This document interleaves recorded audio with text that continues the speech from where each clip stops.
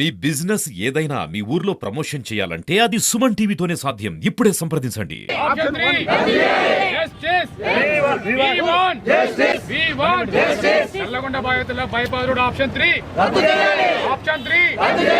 నా పేరు కవిత, మాది కేశరాజపల్లి.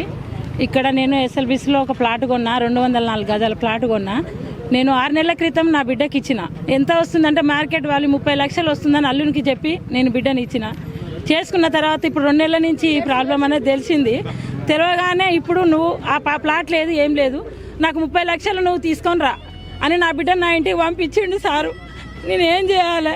నా బిడ్డకి అది కట్నం ఇచ్చిన. నేను చేతగాని పరిస్థితి, కష్టం చేసుకోలేని స్థితికి ఉన్న నేను ఆత్మహత్య తప్ప నేను ఏం చేసుకోలేను. నా బిడ్డ ఏడుపు, నేను ఏడుపు, ఏం చేయాలో మాకు అర్థం కావట్లేదు. న్యాయం చేస్తారనే 2 నెలల నుంచి తిరుగుతున్నాము, ఎవరు ఏం పట్టించుకుంటలేరు మా బాధ. మాకేం చేస్తారో మాకు కోమటిరెడ్డి సారు మేము కాళ్ళ మీద కూడా పడ్డయ్యాల. మమ్మల్ని పట్టించుకోకుండానే పోయిండు ఆ సారు. మాకు ఏదన్నా ఒకటి చెప్పలేదు. మాకు ఏదో విధంగా న్యాయం చేయాలని కోరుకుంటున్నాం మేము, అంతే సారు. మా పేదలకు అన్యాయం చేయొద్దు, న్యాయం చేస్తారని మీకు గెలిపించుకున్నాము, మాకు అన్యాయం చేయొద్దు. మేము ఆత్మహత్య చేసుకుంటాం సార్. కోమటిరెడ్డి పేరు చెప్పి రాసి పెట్టి మరి ఆత్మహత్య చేసుకుంటాము. మాకు అన్యాయం అయితే జరుగుతుంది, మాకు న్యాయం చేయాలని కోరుకుంటున్నాం. మాకు ఏదేమొద్దు, మా ప్లాట్లు మాకు ఉండాలి, మాకు ఇంకేం వద్దు సార్. మాకు ఇచ్చిన ప్లాట్లు మాకు ఉండాలి. మా ప్లాట్లంగా పోవద్దు, మేము నష్టపోవద్దు సారు, మాకు నష్టపోవద్దు. మీరు ఎక్కడన్నా చేసుకోండి. ఆఫ్సర్ 3 అనేది ఒకటి రద్దు చేయండి. ఉన్నోళ్ళ దగ్గర తీసుకోండి సారు, మా కాడ తీసుకోకూరి, మమ్మల్ని అన్యాయం చేయకూరి సారు. మా కట్టే ప్లాట్లలో అన్యాయం చేయకూరి. నా పేరు విజయలక్ష్మి. మాకు మెడికల్ కాలేజీ ఎదురుగా 400 గజాల ప్లాట్ ఉంది. నేను మా అమ్మాయికి ఇచ్చాను. ఆ అమ్మాయి అమ్ముకొని వెళ్తాను అని అంటే నేను మెడికల్ కాలేజీ ఓపెన్ అవుతుంది, రేటు చాలా వస్తుంది అని చెప్పేసి నేను అమ్మకుంటా ఆపాను. ఇప్పుడు అది 20,000కు గజం చొప్పున పోతుంది. నేను అది తెలియకుండానే రాళ్ళు బాతిన తర్వాత మాకు తెలిసి మేమందరం కోమటిరెడ్డి సార్ ఇంటికి వెళ్ళాము హైదరాబాదు.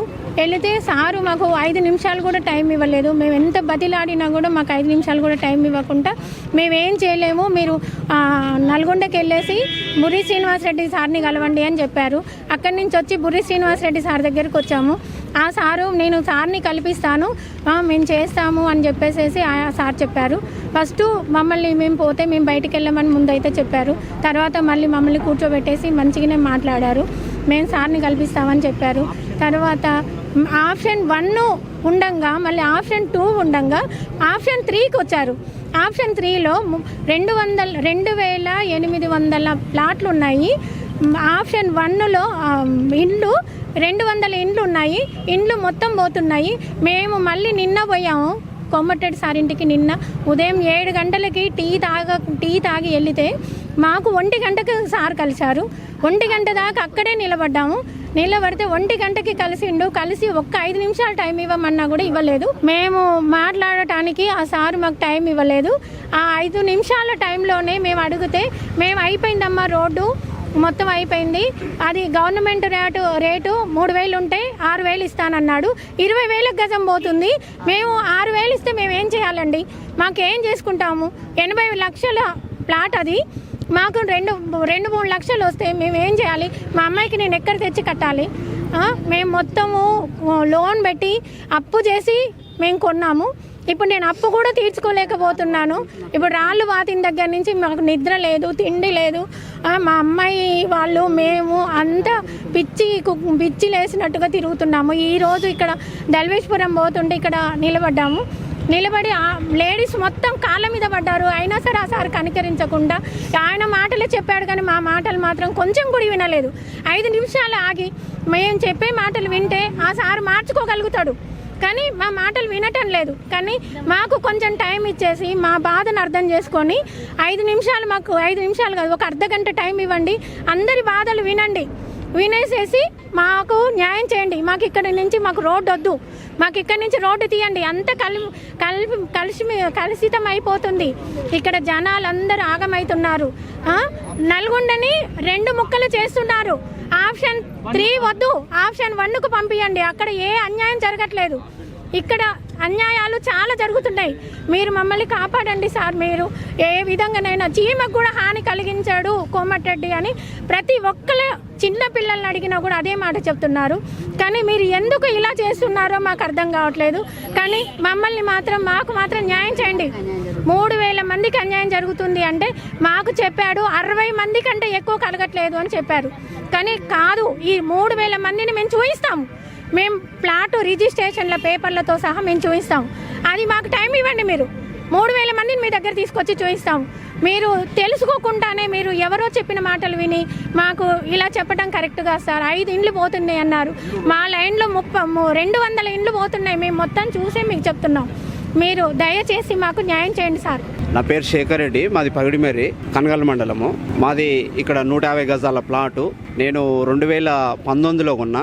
2019లో కొనేటప్పుడే 10,000 పెట్టిన దానికి. ప్రస్తుతం 20,000 డిమాండ్ ఉంది. ఈ రోడ్డుకి 4వ బిట్టే. అయితే ఈ ప్రధానంగా నేషనల్ హైవే 565 అనేది నల్గొండ మధ్య నుండి రావాలి.